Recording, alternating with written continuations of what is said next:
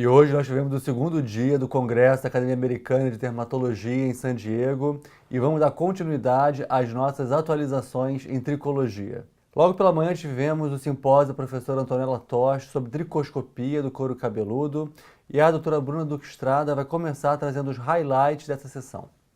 Bom, então falando hoje do simpósio de dermatoscopia dos cabelos e do couro cabeludo.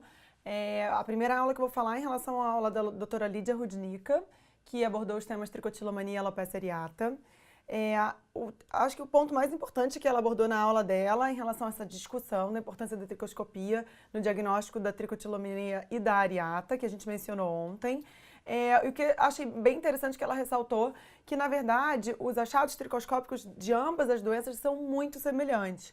Porém, o que vai fazer a maior diferença no diagnóstico é a quantidade daqueles achados que você vê por campo de dermatoscopia. Então, digamos, os pontos de exclamação, que são típicos da alopecia areata, podem também ser vistos na tricotilomania, porém, a quantidade que a gente vê numa alopecia areata em atividade é realmente muito maior do que a gente vê na tricotilomania. Da mesma forma, os pontos amarelos. E em relação aos pontos pretos, em geral, a gente vê numa quantidade maior na tricotilomania do que na alopecia areata. Bom, a doutora Tosh, na sequência, falou sobre líquen plano pilar e suas variantes, e o ponto alto da aula, em relação às novidades, é que ela mencionou a alopecia fibrosante de distribuição androgenética, né, que é a Fibrosing Alopecia Pattern Distribution, que tem sido cada vez mais vista na literatura, em relatos de casos, em formas novas de se diagnosticar.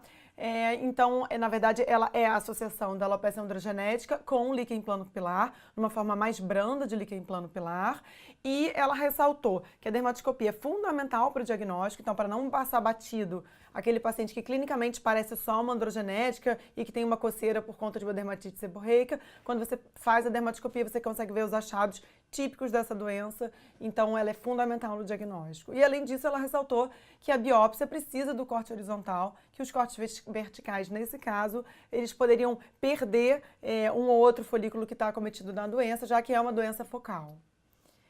Bom, a aula seguinte, na verdade, foi uma aula que eu apresentei sobre o lúpus eritematoso discoide e a tricoscopia. Nessa doença, a gente tem dois relatos novos na literatura. Um é o véu cinza azulado, previamente descrito no melanoma, que na verdade representa incontinência pigmentar associada à hiperceratose da epiderme e que é vista em pacientes afrodescendentes. Então tem um artigo recente bem interessante a respeito disso. E a outra descrição interessante nova em lúpus discoide é a presença de rosetas que foram previamente descritas na ceratose actínica e que na verdade representam estruturas foliculares pérvias, né, estruturas foliculares preservadas e que nessa doença vai ser importante para a gente conseguir perceber as áreas mais precoces de acometimento, então sem doença cicatricial.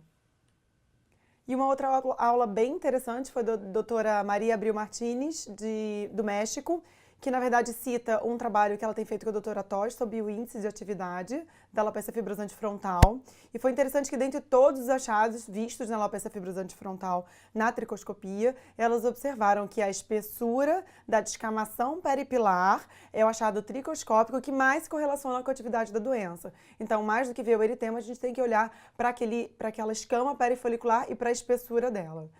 E alguns estudos que elas citam também observaram que nas alopecias cicatriciais o eritema pode ser uma vasodilatação compensatória. Então, muitas vezes ele não significa atividade da doença. Então, agora a gente segue com o Dr. Leonardo Abraham, finalizando o simpósio de hoje. Então, obrigado, Bruna. Dando continuidade ao simpósio da professora Antonella Tosh, o professor Giuseppe Micali apresentou sobre a tricoscopia das infecções e infestações no couro cabeludo. O que ele ressaltou foi que a tricoscopia pode ajudar a melhorar e a visualizar as doenças que comumente vemos a olho nu, porém pode ser de grande ajuda quando temos apresentações incomuns, como o pitiro pubis no couro cabeludo e nas sobrancelhas, ou o Sarcóptes scabies no couro cabeludo e o molusco contagioso no couro cabeludo.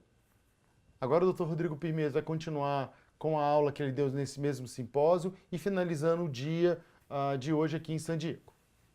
E na minha aula sobre tricoscopia das alopécias neutrofílicas, em relação à foliculite decalvante, eu ressaltei a importância da tricoscopia na avaliação da extensão da doença Em relação à foliculite dissecante do couro cabeludo, é importante lembrar que os achados tricoscópicos da foliculite dissecante nos estágios iniciais pode lembrar a tricoscopia da alopecia areata. E nesses estágios iniciais também, os pacientes, se forem tratados de maneira precoce, eles têm grande chance de repilação e recuperação completa dos cabelos. E na sessão de novidades, o professor Shapiro deu uma aula sobre tratamento das alopécias. Em relação à alopecia androgenética, mais uma vez foi citado o estudo do professor Sinclair, da Austrália, no qual ele fez a combinação do minoxidil oral em baixas doses com a espironolactona. O professor Shapiro ele costuma usar uma dose um pouco mais alta do que a do estudo do professor Sinclair, como a gente pode ver aqui no slide, em associação ou não com a espironolactona. E segundo o professor Shapiro, uma das melhores indicações do uso do minoxidil oral são aquelas pacientes que não toleram o minoxidil tópico, por exemplo, aquelas pacientes que lavam cabelos às vezes apenas uma vez por semana no salão e que não conseguem utilizar o minoxidil tópico todos os dias. Para a alopecia areata, mais uma vez, os inibidores da JAK, eles foram citados. Nessa aula, no entanto, o professor Shapiro enfatizou que apesar da excelente resposta, a queda dos cabelos após alguns meses de interrupção da medicação costuma ser a regra. Ele ressaltou que as alterações unguiais secundárias à alopecia areata costumam melhorar com o uso dos inibidores da JAK. O professor Shapiro ele costuma utilizar nos seus pacientes o tofacitinib na dose de 15 mg por dia, associado à corticoterapia intralesional.